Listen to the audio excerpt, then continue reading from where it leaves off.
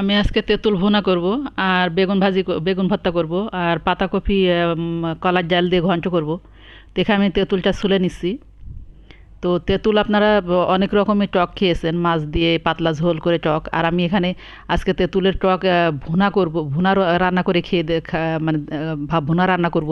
তো সেটা কিভাবে করি আপনারা আমার সাথে থেকে শুরু থেকে শেষ পর্যন্ত দেখতে থাকুন। আর এখানে আমি বেগুনটা ভেজে নিচ্ছি, কারণ বেগুন ভেজে ভর্তা করলে বেশি মজা হয়। তো আমি একে একে বেগুনগুলো ভেজে নিব। আর এখানে আমি তেঁতুল ভুনার জন্য জিরা, আদা, শুকনা মরিচ, এলাচ ফল আর রসুন নিয়েছি, আর ডালচিনি নিয়েছি। তো মশলাগুলো আমি বেটে নিয়েছি। আর এখানে আমি তেল দিয়ে দিয়েছি, তেলের ভিতরে পেঁয়াজ দিয়েছি। তো পেঁয়াজটা নরম হয়ে আসলে আমি মশলাটা দিয়ে দিব। তো এখানে নরম হয়ে এসছে, তো মশলাটা দিয়ে দিচ্ছি। আর এই মশলার ভিতরে ধনে গুঁড়া দিয়েছি, হলুদ গুঁড়া আর লবণ দিয়েছি, দিয়ে একসাথে আমি করে মশলাটা কষিয়ে নিচ্ছি। তো আসসালামু আলাইকুম বন্ধুরা, দূরের এবং কাছের, দেশে এবং দেশের বাইরে যে যেখানে আছেন, আশা করি আল্লাহর রহমতে আপনারা সবাই ভালো আছেন। আর আপনাদের দোয়ায় আল্লাহর রহমতে আমিও ভালো আছি। আমি সাবিনা, আমার চ্যানেল সাবিনাতে আপনাদের সবাইকে স্বাগতম। আর আমার চ্যানেল সাবিনাতে নতুন এক ভিডিও নিয়ে আপনাদের মাঝে হাজির হলাম। তো এখানে আমি রসুনটা করিনি, ফিনিশ করে দিইনি, আমি আচ্ছা করে দিয়েছি।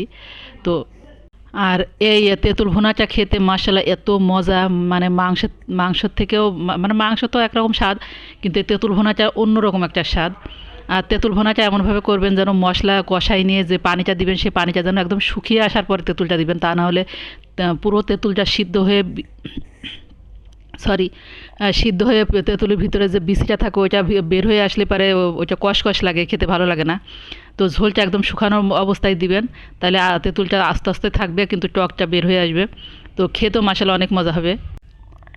আর এইভাবে আপনারা আমার টিপসটা ফলো করে একবার হলো এই তেঁতুলের ভুনাটা খেয়ে দেখবেন। আপনাদের কাছে যদি ভালো না লাগে তাহলে আমাকে কমেন্ট করে জানাবেন। আর এখানে আমি বেগুনটা ভর্তা করছি। তো পেঁয়াজ আর ধনে পাতা দিয়ে আমি করে নিয়েছি, আর কাঁচামরিচ আমি সিদ্ধ করে নিয়েছিলাম।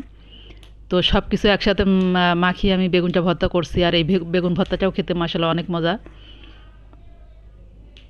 তো আজকে আমি সবগুলাই নিরামিষ রান্না করেছি। তো নিরামিষ হলেও অসাধারণ স্বাদ খেতে। আর এখানে মাসকলাই বলতে কালার জাল বলি আমরা এটাকে। তো কালার জাল দিয়ে পাতাকপি ঘন্ট করব। তো আমি কালার জালটা আগে সিদ্ধ করে নিয়েছিলাম রসুন, পেঁয়াজ আর কাঁচামরিচ দিয়ে। তো এখানে আমি পানি দিয়ে দিলাম, আর পানিটার ভিতরে আমি পাতাকপি যে কুচি করে কেটে রেখেছিলাম সেটা আমি দিয়ে দিলাম। আর হলুদ, লবণ আর ধনে গুঁড়া দিয়েছি শুধু। তো এখানে আমার পাতাকপিটা হয়ে গেছে, তো আমি তেলে দিব ঢেলে। তো আমার যারা আমার পুরাতন বন্ধু তাদেরকে অসংখ্য অসংখ্য ধন্যবাদ আমার পাশে থাকার জন্য, আমার সাথে থাকার জন্য। তো আপনারা কমেন্ট করেন ঠিকই, কিন্তু লাইকও করবেন, কারণ আমি আপনাদের প্রত্যেকটা ভিডিওতেই আগে লাইক করি, তারপর কমেন্টে যাই। কারণ আমি যখন দেখি তখন প্রপারলি সব কিছু করি, আমি একটা ছেড়ে আরেকটা করি না। কারণ কমেন্ট, লাইক এবং ভিউজ দুইটাই আমি করে দিই, পুরাপুরি ভিডিওটাই দেখি।